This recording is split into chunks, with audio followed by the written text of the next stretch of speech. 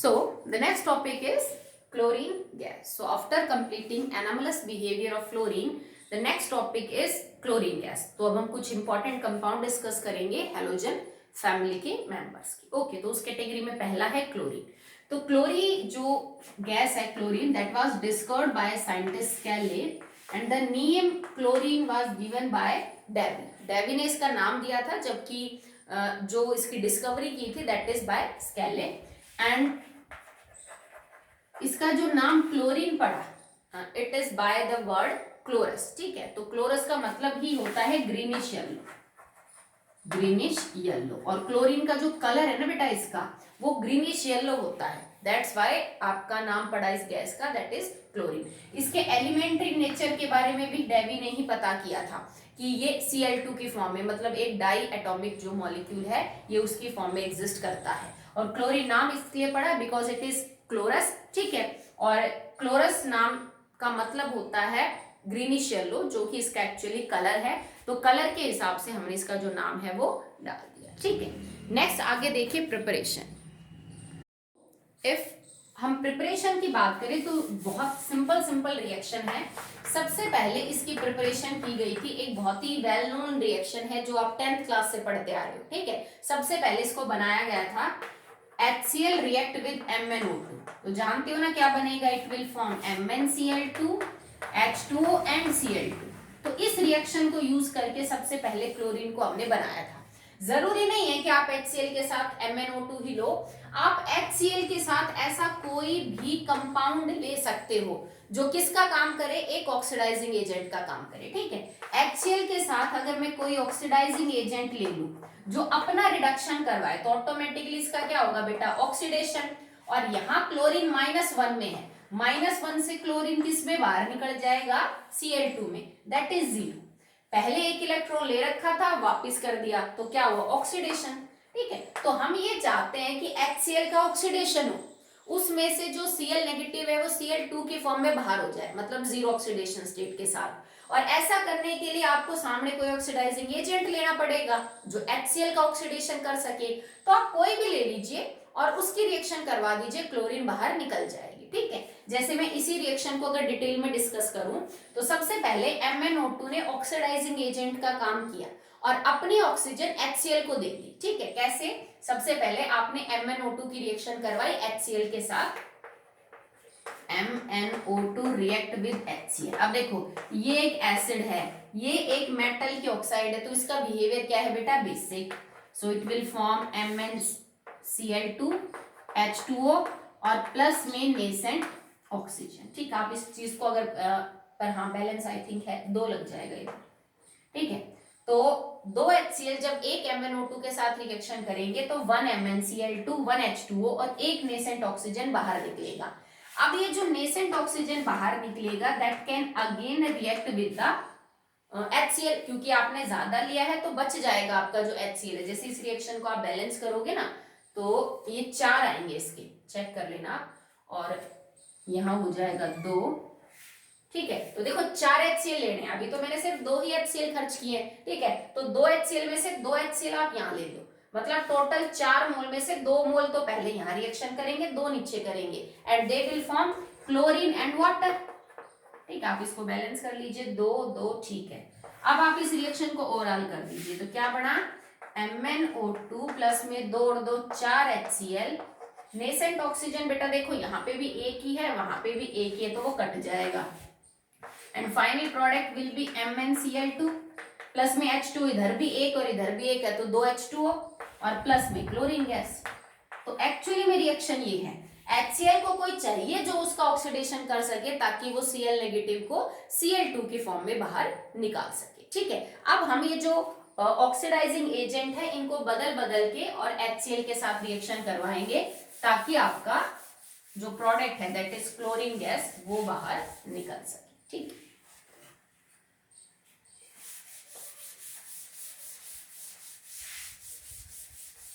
ठीक है। अब आपके पास ऑक्सीडाइजिंग एजेंट कौन कौन से हैं, कुछ तो आपने पढ़े भी हैं, like KMnO4, K2Cr2O7, bleaching powder, ozone, ये सारे आपने पढ़े हैं। तो वन बाय वन इनके साथ इनकी रिएक्शन करवाएंगे, bleaching powder, potassium permanganate, dichromate, ठीक है, ओजोन हो गया, और फिर रिएक्शन को आगे कंटिन्यू करेंगे। तो हम लिख लेते हैं इधर KMnO4 plus HCl, K2Cr2O7 plus HCl, CaOCl2 plus HCl, O3 plus HCl। एक चीज जो है बेटा वो इन सब में कॉमन बाहर निकलनी है, that is chlorine gas. Side product देख लीजिए। In the first reaction KMnO4 जब HCl के साथ करेगा तो बेटा इन सारी रिएक्शन में जो आपका HCl है ना वो रिड्यूसिंग एजेंट है और ये आपके ऑक्सीडाइजिंग एजेंट है। These all are oxidising agent, ठीक है। तो बनेगा क्या, it will form KCl, MnCl2, H2O and chlorine, ठीक है। पोटेशियम क्लोराइड, मैग्नीज क्लोराइड, उसके बाद आपका वाटर और क्लोरीन। इसमें बन जाएगा KCl प्लस में क्रोमियम ट्राइक्लोराइड प्लस में H2O एंड प्लस में Cl2। इसमें बन जाएगा CaCl2 plus H2O and plus में क्लोरीन। इसमें बन जाएगा दैट इज Cl2 और प्लस में आपका बाहर निकल जाएगा that is H2O along with O2। तो इन सब रिएक्शन में हमने HCl को सीधा क्लोरीन में जो है वो कन्वर्ट किया है by the help of process oxidation, और ये सब आपके ऑक्सीडाइजिंग एजेंट का काम कर रहे हैं। इनके अलावा भी ऑक्सीडाइजिंग एजेंट हो सकते हैं, जैसे लेड की ऑक्साइड है Pb3O4, जैसे लेड की ऑक्साइड है PbO2, तो वो भी काम कर सकते हैं किसका, ऑक्सीडाइजिंग एजेंट का। जैसे मान लो मैंने यहाँ पे ले लिया PbO2, तो क्या बनेगा, और HCl है साथ, तो it will form PbCl2 plus H2O plus में Cl2।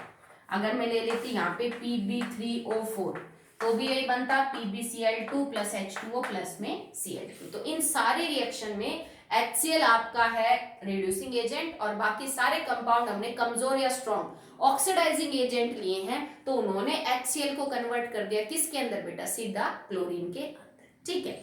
इसके अलावा अगर आप लेबोरेटरी प्रिपरेशन की बात करें, that how can we prepare chlorine in the laboratory, तो लेबोरेटरी प्रिपरेशन के अंदर हम एक मिक्सचर लेते हैं, ठीक है, सॉल्ट्स का मिक्सचर है, that is NaCl and H2SO4, और उसकी रिएक्शन MnO2 के साथ करवाते हैं। NaCl प्लस में H2SO4, उसकी रिएक्शन हम MnO2 के साथ करवाएंगे। तो देखो, this is an basic oxide, this is a neutral salt and this is a acidic compound. भाई आपका एक एसिड है, एक बेस है और एक आपने न्यूट्रल सॉल्ट ले रखा है। ये लेबोरेटरी प्रिपरेशन के अंदर है, जहां पे हम एक मिक्सचर लेते हैं sodium chloride, manganese dioxide और H2SO4 का, और फाइनल प्रोडक्ट आपका क्या बनेगा, NaHSO4, MnSO4, H2 and Cl2। So they will combine to form KHSO4, MnSO4, H2O and Cl2, यहां से बाहर हो जाएगा। So this reaction is used for the laboratory preparation of chlorine, ठीक है। इसके अलावा एक प्रोसेस है जो मैन्युफैक्चरिंग में यूज किया जाता है।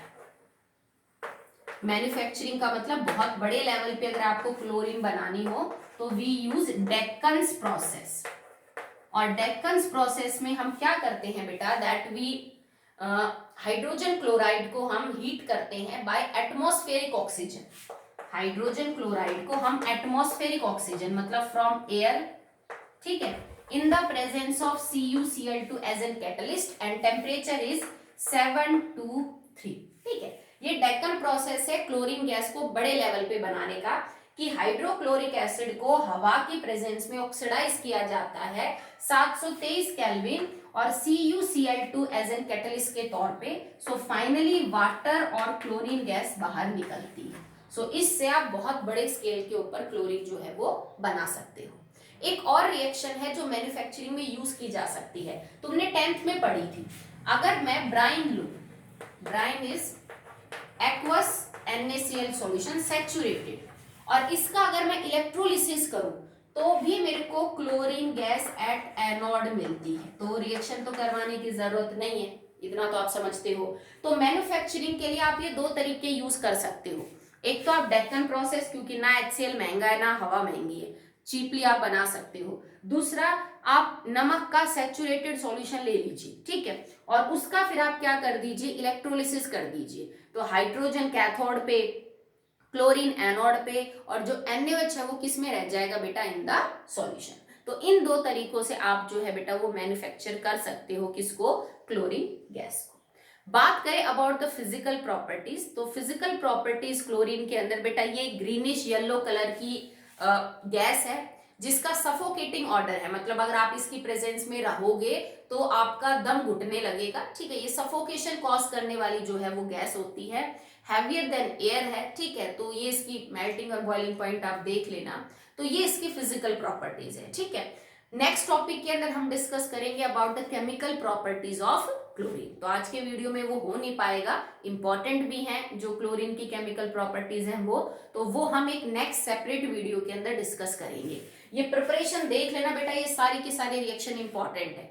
HCl रिड्यूसिंग एजेंट किसी ऑक्सीडाइजिंग एजेंट के साथ आप रिएक्शन करवाओगे तो, ठीक है।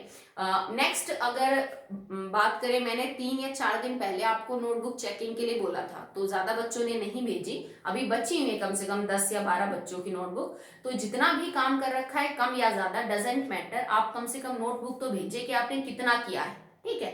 तो जितना भी काम कर रखा है, 2 दिन से, 3 दिन से, 5 दिन से, अगर किसी का किसी भी रीजन से काम बचा हुआ है तो कोई बात नहीं बेटा, आप जितना भी कर रखा है उनकी जो लास्ट 10 या 15 पेजेस की फोटोज मेरे नंबर पे सेंड करिए, ठीक है। Okay, thank you.